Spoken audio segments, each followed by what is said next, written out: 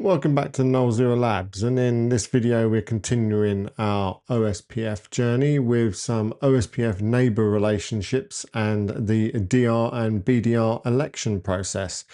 So we've got a couple of slides to jump into and then a lab to do some demonstrations. So let's just jump into the boring slideshow first and then we'll get on with the demo. So here we are, OSPF neighbor relationships. We saw a little bit of this when we did our first OSPF session. The OSPF creates neighbor relationships to share its database information. On our last lab, we were pretty much point to point. So we didn't really have to worry too much about the neighbor relationship election process because each device had a full table relationship due to the fact that there was only two devices on the wire. Now with Ethernet is a multi-broadcast technology. So if you had multiple switches connected to a single network, that would be a lot of OSPF traffic to handle. So what we have is an election process for a primary and a standby, an active and a standby, we should say, a DR and a BDR. And then the other devices are technically that. They are other devices. So the other devices form a two-way relationship with each other, and they speak directly to the primary and the secondary. So think of it as a student-teacher relationship. So you have the teacher as the DR, it talks to the students, you have a teaching assistant that talks and listens and getting ready to take over, and you have the students sitting there that shouldn't be talking to one another, but they talk to the teachers, and that is how they share their database and LSA information between each other. Now, if you had all of a classroom full of 30 students and they're all talking, you can see the analogy, the noise that it can generate. So how do we change slide? So OSPF, link state, open shortest path. We covered that it's a link state protocol. Routers must form neighbor relationships to exchange information. We discovered that, and they use hello packets. They send these hello packets backwards and forwards, and only routers with matching parameters can form neighbor relationships. So the area ID must match. They must have the correct subnet mask. The hello and dead time intervals must match. If any authentication has been configured, that must match for a neighbor relationship to be established. Now there's states involved. When you look at the command line, you'll see a down, init, two-way, X start, exchange, loading, and full. So this is what they all mean. So if it's down, we're not receiving any hello packets from our neighbor. If we are in the init stage, we are receiving packets from our neighbor. So there is some form of packets coming from that device. A two-way means that we have two-way communication established between the two devices, and the X start means that we're determining roles for the database exchange. The database exchange happens when we do the exchange process, and then loading is when we're sending and receiving any missing LSAs or entries into our routing table. Once we have a full database, we will then see that the databases are synchronized and will be classed as full. So the election process, this is really on the broadcast like Ethernet networks, where we would have a designated router and a backup designated router, a primary and secondary, hot standby, however you want to class it.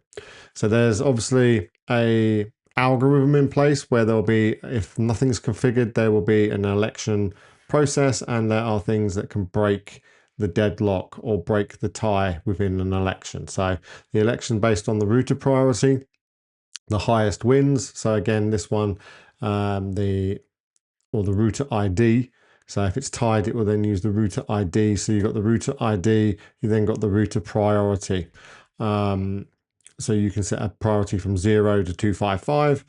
And that is 0 will never be a DR or a BR. That's like the low. That's like all the way down at the bottom, and the 255 is the highest. So that's where you're going to guarantee that that one will be your DR or your designated router. So having a DR and a BDR, the whole point of that is to reduce the OSPF traffic and act as a central point. So the DR and the BDR are the ones that are communicating to the DR other OSPF devices. So the BDR takes over if the DR fails. So again, it's like an active passive scenario, and all the other routers within that area that are talking to the BDR and the DR are the DR others. So the other routers. This is the topology that we're going to be looking at today. In the lab, I've added an additional router 5 just so that we can demonstrate the difference between the point-to-point and the multi broadcast network. So as you can see here, we've got a switch. We're going to have 4 routers. They're all on the same subnet. I have gone ahead and I've configured the loopback addresses and the uplink addresses on all the devices already. We are just going to reconfigure OSPF on all of the devices by default, and then we're going to take a look and observe who won the election and which devices have become the DR and the BDR, and then we're going to manipulate that election process to designate which devices we would like to have as our DR and BDR devices and demonstrate which devices are our DR others. And then also, like I said, I've added a point-to-point one, router 5, so that we can show when you have a link between 2 routers configured as a point-to-point network, OSPF network point-to-point, that is why you don't have to go through the election process, because it knows that there is only ever going to be 2 devices on that link, one at this side and one at the other. So in summary, OSPF neighbor relationships are essential for exchanging the information. And the reason we have the DR and the BDR is so that we can optimize the OSPF operation on multi-access networks like Ethernet, so that we aren't just swamping the network with continual loud chatter from all of our OSPF DR other devices. So it's good to understand these, and it keeps the network running stable and efficient. So that's it for the slideshow, a nice and short one today. Let's go and jump into the lab environment, and we will demo setting up OSPF again. We will do it on the interface level so that we don't have to go off looking up wildcard masks. And we'll observe the OSPF election and see which one has become our DR and our BR. And then we'll manipulate that to control which ones that we want to be our primary and secondary routers. So welcome to the lab. As we've seen before in the slideshow, this is the topology we're going to be working with today. We have a single area, area 0. We're going to configure OSPF on our loopbacks and our interfaces facing towards the switch. We're going to look and see which device becomes the DR and the BR based on no manipulation. So that's going to be based solely just on the algorithm deciding which one is going to become the DR and the BR based upon things like the loopback, router ID, etc. And obviously we haven't set a priority, so they're all going to have the same priority. So there's going to be a tie break. Different ones will become the DR and the BR, and other ones will become the DR others. And then later we'll add this router 5, and we'll show how that there's no election process needed on a point-to-point link. So let's start with getting OSPF configured. So let's jump onto router 1. And thankfully all of our interfaces are configured. There is builders behind me making a lot of noise in the background, so you might hear some banging. Sorry about that. So all of our interfaces are configured. Our loopback and our interface towards the switch, they're all in the same VLAN. So let's start with the basics. So router OSPF. We'll just call this process 1. And we are going to say our router ID is our loopback address 1.1.1.1. I could set our passive interfaces to be on by default, but then I would then have to specify the interface that I want to actually do it. So we go passive interface default and no passive on our G0/0. So that means that that's where we want to enable our, we want to allow neighbor relationships on G0/0. Any interface that is advertised into OSF as passive is just that. It's just going to be advertising that network into the OSPF database. It's not going to be that interface will not be used to form any neighbor relationships. So we are only going to be forming neighbor relationships on G0 on this router. On this router, we will be forming a neighbor relationship on G0/0 and G0/1. The loopback will be passive. The same here, the loopback would be passive. If we had another link to another network that we wanted to advertise, but not form any relationships with any other routers, we would advertise that as a passive. So again, so we've configured our, on router 1, we've configured router OSPF process 1. We've set our router ID and we've configured our non-passive interface. So here we could advertise our networks into OSPF, but I like to do it at the interface level. So I'm going to go int L0, IP OSPF 1 area 0, int G0/0, IP OSPF 1 area 0. I'm going to save that. So let's do a show run. So we can see we've put L0 into OSPF area 0.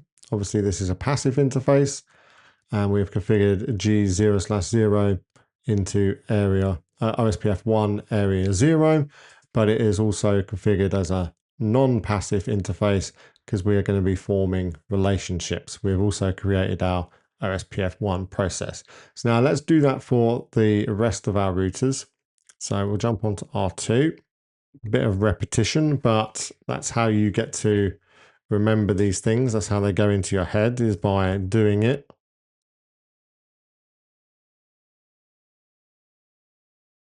So router OSPF 1, router ID for this one is 1.1.1.2. Passive interface default and no passive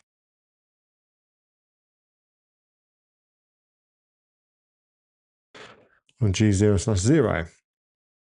Int L0, IP OSPF 1, area 0. Int G0/0, IP OSPF 1, area 0. We should start to see a relationship start to be formed in a minute. There we go. We can see a relationship has been formed there. IP OSPF neighbors. We can see we've already made a neighbor relationship to 1/11111, which is this one. So we'll carry on continuing and we'll keep watching these relationships come up.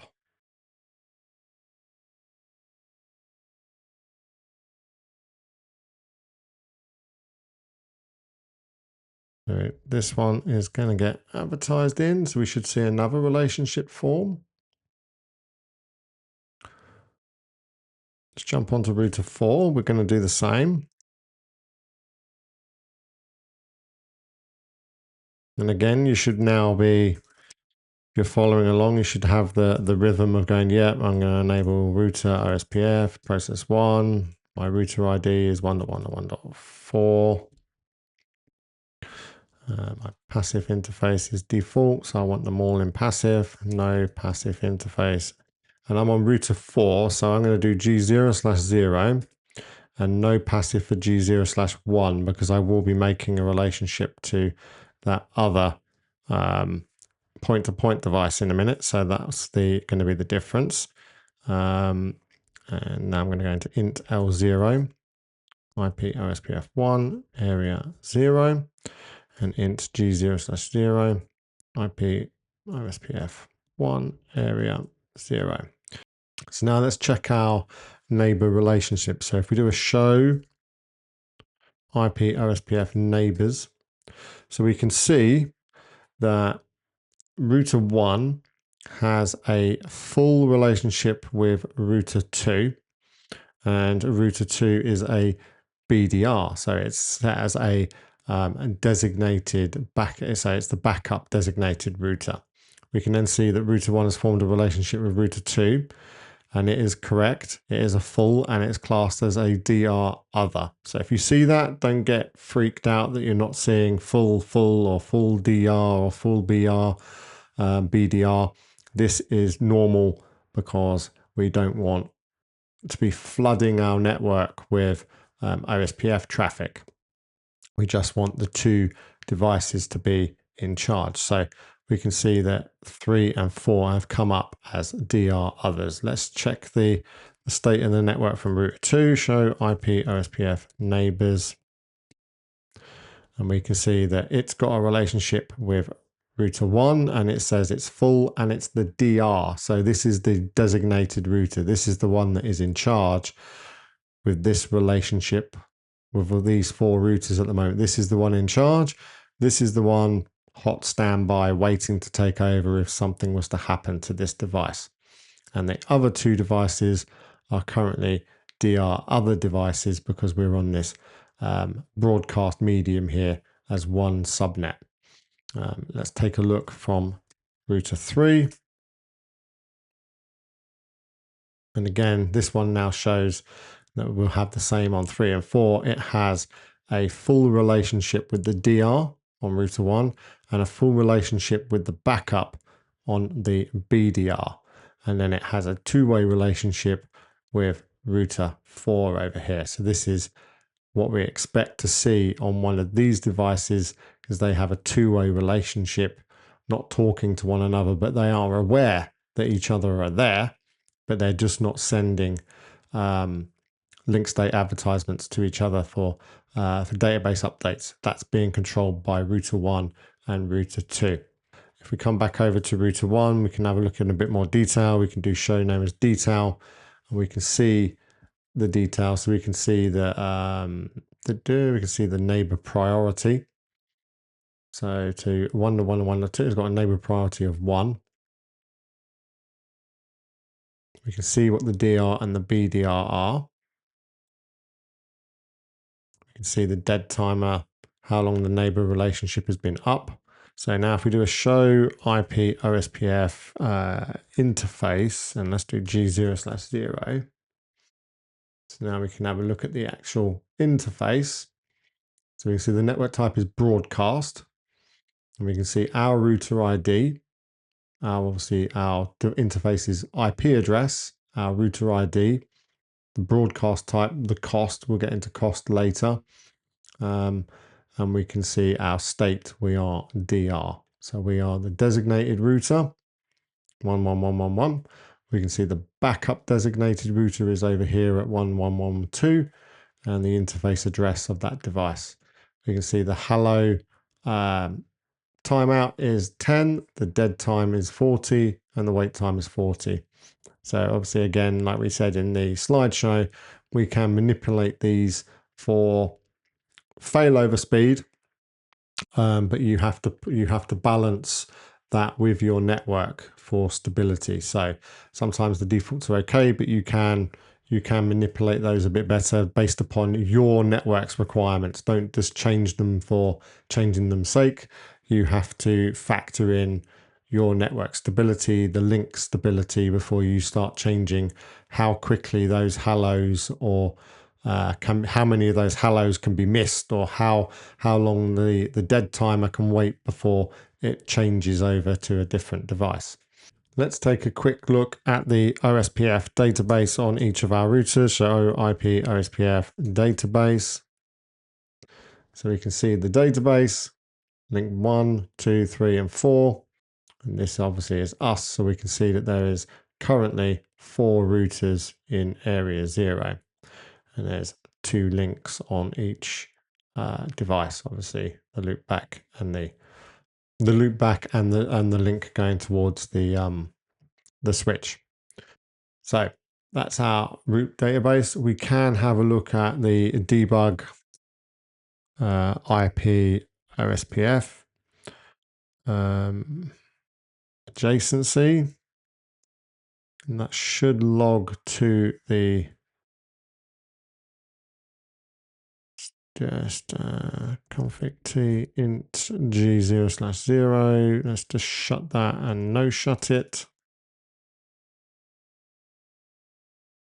And there we go. We can now debug this and we can see the neighbor relationship and the election happening.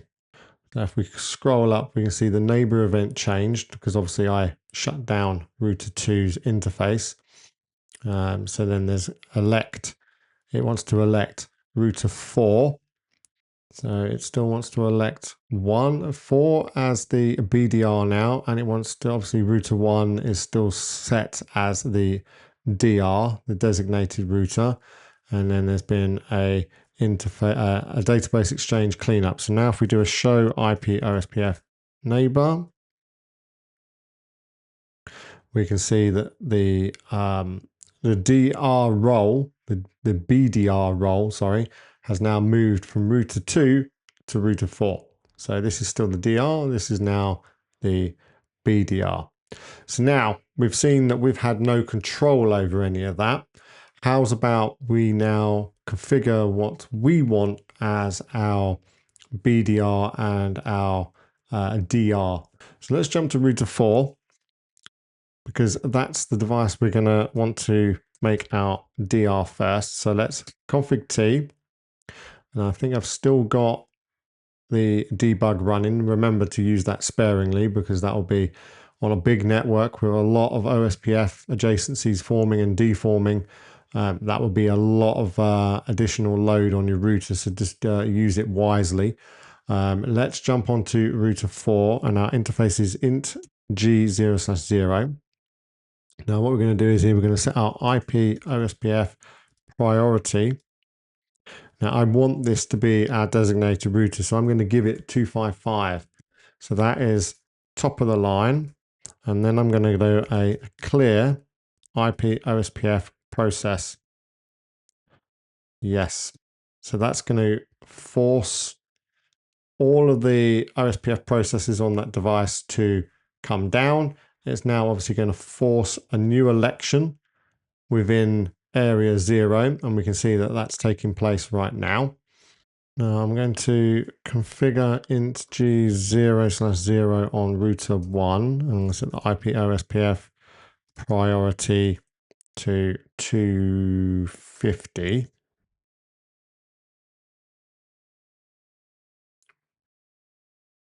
And then router 3,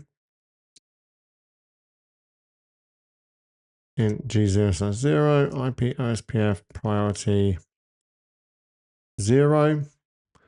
And I'm going to do the same for router 2.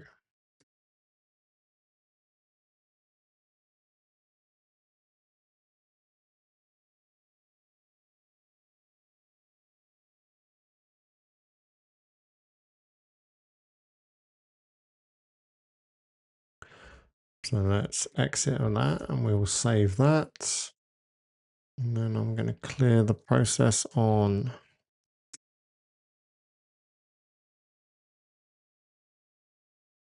router 1.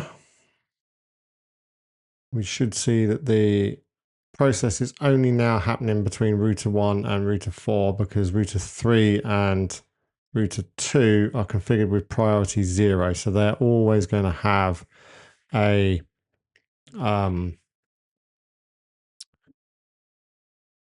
they're never going to become a DR or a BR.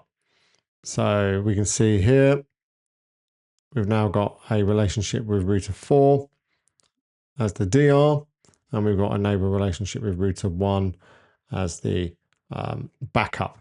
Obviously, when we fail over again, we will see that if we clear the process on router 4, we should see that router 1 will become the DR, router 4 should become the BDR, because they will switch and change. So if we do a clear IP OSPF process again, and we watch the election take place again, we can see that the neighbor relationship is being formed. The election process is happening.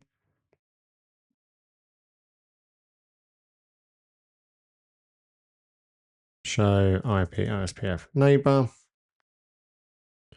We can now see that router 4 has become the BDR, but 2 and 3 have stayed as the DR others. They have not taken part in the election process because we have set them to 0. Again, now if I was to clear the neighbor relationship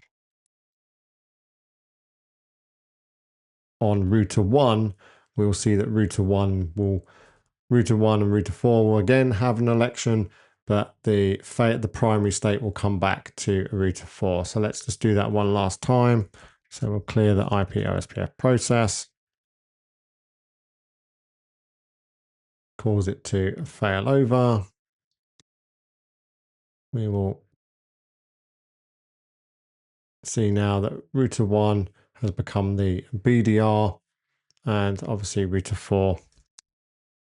Let's do a show detail. We can see that router 4 is the DR, and router 1 is now the BDR. So the election process is now only happening between those two devices, and not router 3 and router 2, router 2 and router 3, because they are set as 0. So they will always be just an other device. They won't partake in the election process, just these two. We do a show IP OSPF interface again. And we look at G0/0. Designated route, there we go. So we see network type is broadcast. So now let's configure this neighbor relationship between router 5 and router 4 and show that this will be a point-to-point connection, so that there'll be no need for an election to happen between those two. So I'm going to turn off no debug IP OSPF. So that is now turned off. Save that. I'm going to jump over to 4 and I'm going to debug IP SPF adjacencies from router 4 so we can see it happen. So let's start on router 5. So admin. Now when we're configuring our point-to-point, it's very much the same, but the only difference is we're going to add that point-to-point command. So router OSPF 1. Our router ID is 1.1.1.5. Our passive interface default, and no passive on G0/0. Now int G0/0 or int L0, IP OSPF 1 area 0, int G0/0, IP OSPF 1 area 0, IP OSPF network type, network point-to-point.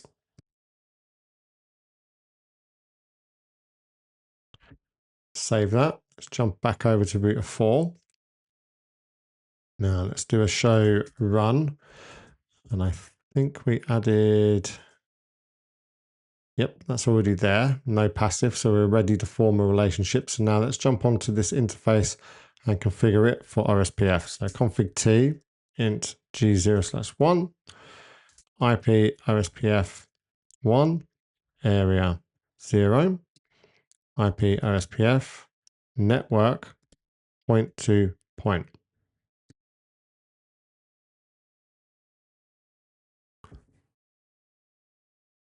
There we can see it went up and down. It's done a full load.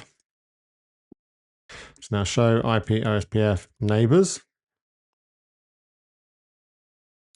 So we can see when it's a point-to-point, there is no DR or BR. So there's always just a full exchange. So if we come over to the other side on router 5 and we do a show IP OSPF